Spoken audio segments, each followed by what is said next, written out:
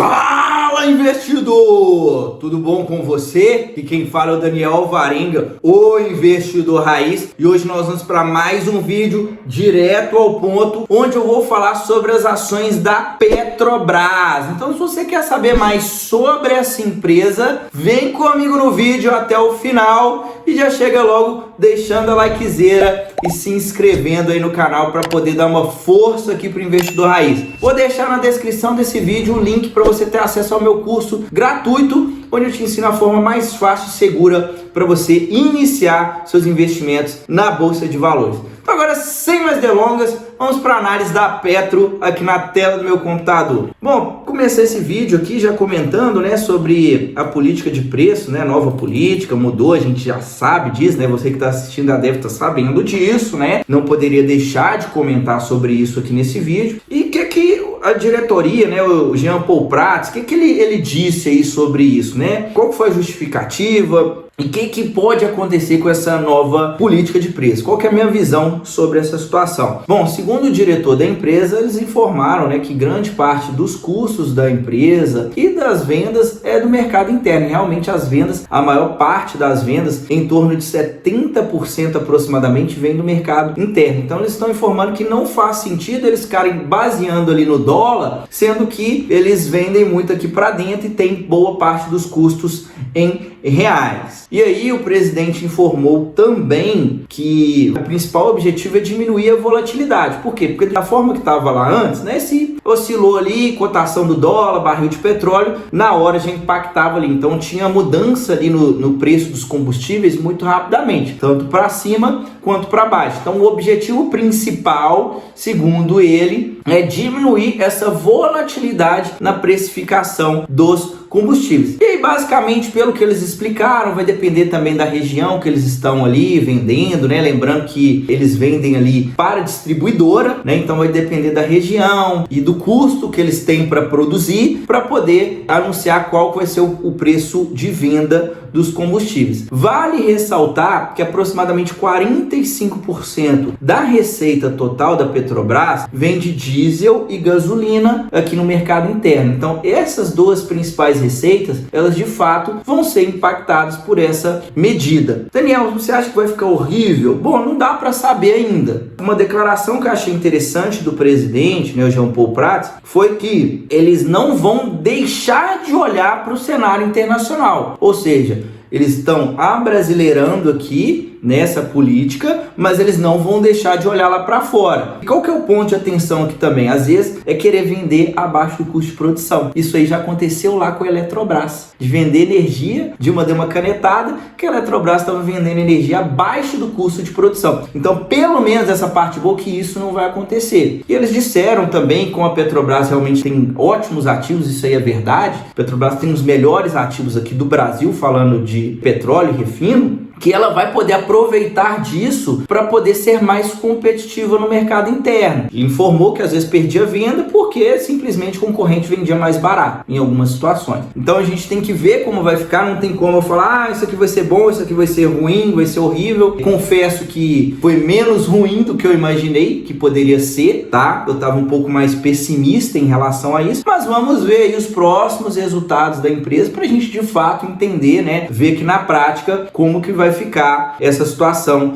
após essa mudança, tá? Então, até então, não é nenhum ponto de desespero. Pode ser que piore, pode ser que nem tanto, porque às vezes ela consiga vender mais, ela tem uma margem mais baixa, mas ela ganha no volume, tá? Então a gente tem que acompanhar para a gente ver o desenrolar dos próximos capítulos. Bom, a Petrobras dispensa comentários, né? Não tem o que falar. Petróleo, gás e biocombustíveis, setor de atuação, código de negociação PET R3 e PET R4, então tem ações ordinárias e preferenciais. Free float total de 58,91% das ações estão abertas a mercado e o sócio majoritário União Federal com 50,2% das ações ordinárias. Então sempre que eu vou falar desse tipo de empresa, eu sempre gosto de ressaltar, né? Majoritário, a União Federal, então tem interferência do governo, a gente acabou de ver aqui, né, uma interferência do governo, tá? Então você tem que estar ciente disso. né? Se você for investir, tem que estar ciente que o governo pode interferir na empresa e não necessariamente ele vai fazer uma interferência para fazer o que é melhor para o acionista. Às vezes ele vai fazer o que é melhor de acordo com as políticas que ele está querendo implementar. Entrando aqui nos destaques financeiros, vamos olhar aqui o resultado da Petrobras. Eu gosto de comparar com o trimestre anterior,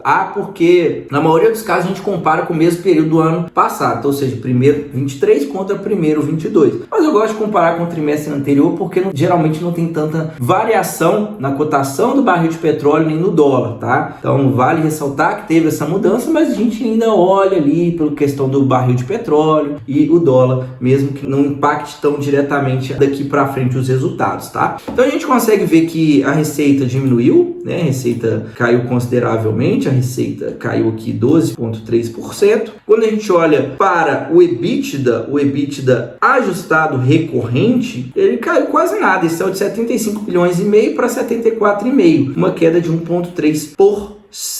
Fluxo de caixa operacional saindo de 67 para 53. Então, na ótica do fluxo de caixa, realmente tem uma geração menor, mas quando a gente olha para o EBITDA ajustado recorrente, que é interessante a gente analisar, um ponto muito importante, a gente consegue ver que a Petrobras conseguiu, na minha opinião, um resultado muito bom. Ela vendeu menos, ela passou por um cenário mais adverso, a gente consegue ver que o dólar, olha só, o dólar estava 5,26, passou para 5,19. O barril de petróleo estava 88,71, passou para 81 dólares. Então, mesmo com a queda na cotação do barril de petróleo, ela conseguiu ainda assim entregar um resultado que não foi muito inferior ao período anterior. Então, parabéns aqui, né, para a gestão que conseguiu ser mais eficiente nesse trimestre, beleza? Então, na minha opinião, um resultado interessante aqui para a Petrobras. Entrando aqui na produção total, né, que me chama muita atenção na empresa, a produção total chega a 3,7 milhões de barril de petróleo por dia. Então, um monstro, né? Não tem muito o que falar, não tem nenhum ativo aqui no Brasil que se compare com essa produção. Lembrando que a produção própria da Petrobras é de aproximadamente 2,6 milhões por dia e fechou no primeiro trimestre 23. Lembrando que uma certa parte aqui é gás e a outra parte é óleo. Beleza? Entrando aqui no pré-sal, ponto interessante que dessa produção toda, 2,05, ou seja, 77% da produção própria da Petrobras vem do pré-sal, que é onde ela tem o menor custo, né? Se a gente pegar aqui, a empresa também conseguiu reduzir o custo de extração, né? O que a gente chama de lift cost. Então, o custo de extração da empresa saiu aqui, olha, tanto na parte de águas rasas, diminuiu em todas as áreas, tá? Diminuiu aqui de 18 para 14,7 nas águas rasas. Águas profundas ficou mais ou menos de lado, né? Não oscilou quase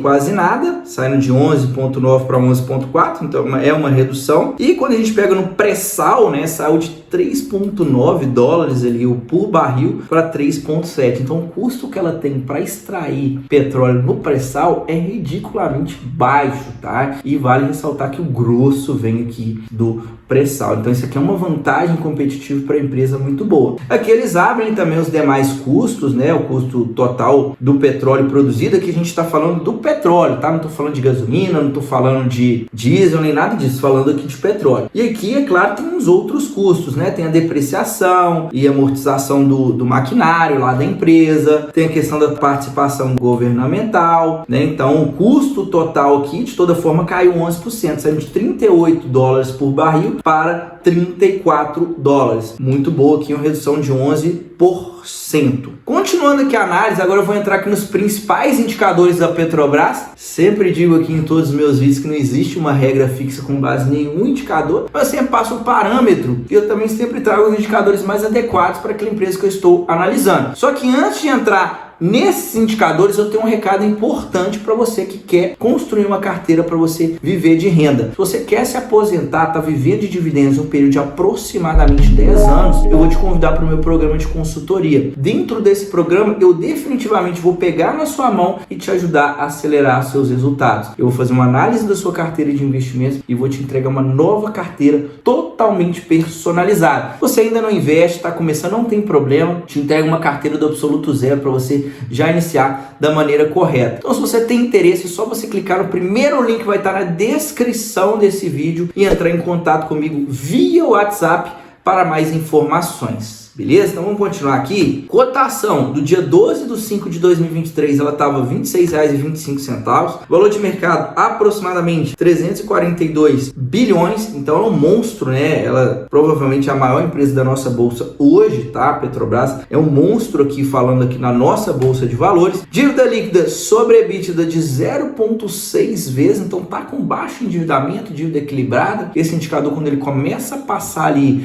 de 3 vezes, é um ponto de atenção. No momento a dívida está bem tranquila. Dividend yield de 48,3%, é um dividendo ridiculamente alto, né? Muito elevado, é um monstro. Petrobras em 2022 esteve ali entre as maiores pagadoras de dividendos do mundo, se não foi a maior, tá? Salvo engano, ela tá entre as maiores, eu não tenho certeza se foi a maior, mas o dividendo que ela entregou foi um monstro, tá? Então, nos últimos 12 meses, quase 50% em dividendos. Quando eu vou investir pensando em dividendos, 6% já é muito bom. Então, 48% não tem nem o que dizer. ROIC de 31%, excelente, tá? Esse indicador é para a gente medir o retorno que a empresa está gerando com as suas operações, o lucro operacional, frente ao capital que está sendo empregado na empresa. O capital do sócio, mais o capital de terceiros, mais as dívidas. Então, é um indicador de rentabilidade. Quanto mais alto, mais a empresa está sendo eficiente em rentabilizar aquele patrimônio. 31%, muito bom, tá? Geralmente eu gosto de pelo menos 10% em ROIC, então 31% não tem o que dizer. Margem líquida de 29%, excelente margem. Geralmente eu gosto de pelo menos 10% em margem, então muito boa a margem. Indicador de preço EV sobre EBITDA, 1,5 vezes o EBITDA, tá? Olhando para esse indicador, tá atrativa, tá? Tá ridiculamente barata, tá? Geralmente a gente gosta ali de 10 vezes para baixo, quanto mais abaixo de 10, mais pode estar indicando que a empresa esteja barata. Então, 1,5 vezes, ridiculamente barata, tá? Mas vale ressaltar que teve essa mudança aí na política de preço e o negócio pode mudar, né? A gente está sobre uma nova gestão daqui para frente, né? Então tem que ter esse ponto de atenção também. Quando a gente olha aqui a cotação do Brent, querendo ou não, o Brent ainda impacta nos resultados da Petrobras, porque ela exporta petróleo, isso aqui também é considerado no custo, né? Na hora dela vender a gasolina, o diesel, né? Então quanto mais elevado, tende a ser melhor para a empresa. A gente consegue ver ali que 2021, né? 2022, foi em 2022, foi no início do conflito entre a Rússia e a Ucrânia, bateu mais de $100 ali o barril de petróleo, agora já deu uma corrigida, ali por volta de $75, ainda assim é um patamar bem interessante, tendo em vista ali o custo que a Petrobras tem para poder extrair o petróleo, né? Quando a gente olha a história de lucros e proventos, a empresa teve vários anos aqui ruins, né? 2015, 2016, né? Aqueles vários escândalos que não preciso ficar aqui mencionando. Aí 2019 ela deu uma engrenada boa, 2020 deu prejuízo. Vale ressaltar que 2020, quando teve ali o início da pandemia, o barril de petróleo chegou a ser cotado por $40. Então isso aqui, querendo ou não, impacta, tá? Se for investir nesse tipo de empresa, tem que estar ciente. Petróleo mais alto tende a ser mais positivo para a empresa. Petróleo lá embaixo, a empresa tende a ter uma dificuldade maior. Mas vale ressaltar também que a Petrobras tem muita depreciação e amortização dentro do seu resultado, tem a questão financeira. Então não necessariamente quando ela dá um prejuízo quer dizer que o resultado foi horrível. Tanto é que ela conseguiu pagar dividendos aqui mesmo com prejuízo. E aí depois de 2021 para cá, né, não tem muito o que dizer. A empresa estourou, né, resultado explodiu, lucro lá no talo, dividendo, chovendo dividendos, então não tem muito o que dizer. Quando a gente olha para o histórico de cotações, né, aquilo, né, período muito bom para a empresa, saiu ali cotada ali próximo de R$1,00, chegou a bater mais de 15, aí depois foi só ladeira abaixo, aqui até 2016 ela chegou a ser cotada ali abaixo de R$5, e depois, né, pegou a bater quase R$30. Lembrando que essa cotação aqui está ajustada pelos os efeitos ali de dividendos, desdobramento e tudo mais, tá? Para você ter uma noção do retorno total aqui das ações da Petrobras. Então a gente consegue ver que a longo prazo, mesmo com todas essas questões, a empresa gerou muito valor, né? Entregou um retorno sensacional, mas ao mesmo tempo, né, ficou vários anos em baixa. Então se você não sabe o que está fazendo, a chance é grande de você acabar vendendo no prejuízo um ativo desse, né? Porque você ficar ali vários anos vendo o negócio caindo, provavelmente você não vai comprar. No máximo que você vai fazer é segurar, né? Dificilmente você vai ficar 1, 2, 3, 4, 5, 6, 7 anos comprando um negócio que só cai, né? Então tem que saber muito bem como você encaixar esse tipo de ativo em carteira, caso você queira investir. E agora, para a gente finalizar aqui o vídeo com chave de ouro, eu vou pegar o histórico da Petrobras desde 2015 até o consolidado dos últimos 12 meses, resultado atualizado primeiro trimestre de 2023. Você que está acompanhando aqui até agora, se está gostando desse conteúdo, não sai sem deixar o like não, clica aí no botão de curtir, dá uma força aqui para o investidor raiz, para você também se tornar um investidor raiz, beleza? Então vamos lá, receita 321 para 638 bilhões, tá um monstro, né? Diminuiu um pouco aqui, vou até deixar de vermelho porque a receita diminuiu um pouco. O EBITDA também diminuiu um pouco, o lucro também diminuiu um pouco. Mas a gente olhar no geral, poxa, a empresa tinha um EBITDA de 25 bilhões, agora um EBITDA de 355 bilhões, é um monstro, né? Não tem muito o que dizer até então, né? Ela deu uma patinada aqui em 2020, questão que eu já expliquei aqui, né? O Brent que chegou ali a $40, não tem jeito da empresa fazer milagre, mas ainda assim,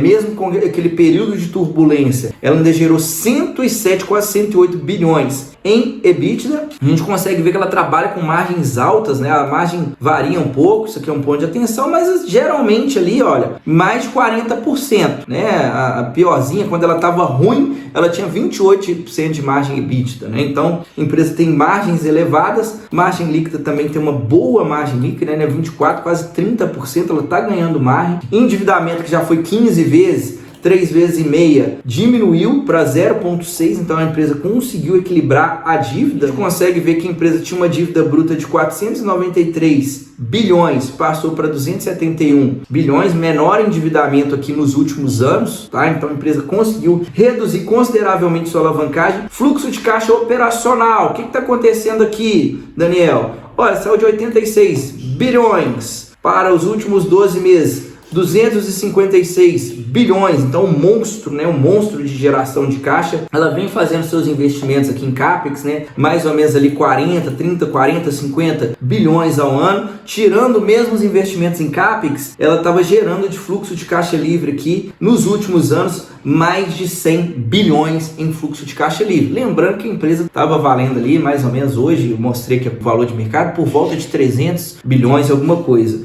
Nos últimos 12 meses, ela gerou 206 bilhões em fluxo de caixa livre, ou seja, que entrou no caixa, tirando os investimentos que ela fez, ainda sobrou 206 bilhões de caixa livre para uma empresa que não vale nem 400 bilhões, né? Então, sim, ridiculamente barata, né? Ridiculamente barata. Qual que é a minha opinião aqui sobre a Petrobras, tá? Qual que é a minha opinião? Bom, é um ativo que eu gosto, tá? Empresa que eu gosto, sim. Mesmo com essa mudança, e é claro que a tendência é que seja pior. Por quê? Porque pode ser que faça investimentos mais duvidosos, né? A própria diretoria já falou que está posicionado para a transição energética, que eles vão investir muito mais. Então, o esperado para o futuro é que esse CAPEX aqui, olha, aumente, tá? A política de dividendos também vai mudar, então não adianta a gente ficar achando que ela vai ficar pagando 30, 40, 50% de dividendos ao ano. E esse CAPEX vai aumentar porque eles estão querendo posicionar ali para a transição energética, ESG e tudo mais, pensando ali que o petróleo não vai ser a energia do futuro. Então, em tese, o discurso parece interessante, só que na prática a gente já sabe, né? Esses investimentos podem ser, às vezes, muito duvidosos. Então tem sim os pontos negativos, né, em relação a isso, relação também se o petróleo baixar, claro que impacta o resultado da empresa, tá? Tem que estar ciente disso. Todavia, mesmo com tudo isso que aconteceu, todos esses escândalos, a Petrobras continua de pé, gerou retorno a longo prazo, né? E é uma empresa que tem os melhores ativos do Brasil, né? 77%, salvo engano, da produção no pré-sal, onde ela tem um custo de extração extremamente baixo. Vale ressaltar também que ela está entrando com várias outras plataformas, tem vários investimentos para entrarem ali até 2027, que vai aumentar significativamente a capacidade de produção da empresa. Eu ainda vejo com bons olhos. É claro que a tendência é que realmente deu uma piorada, mas o mercado já precificou isso. Se a gente pegar desde quando mudou o controle da empresa, né, no início de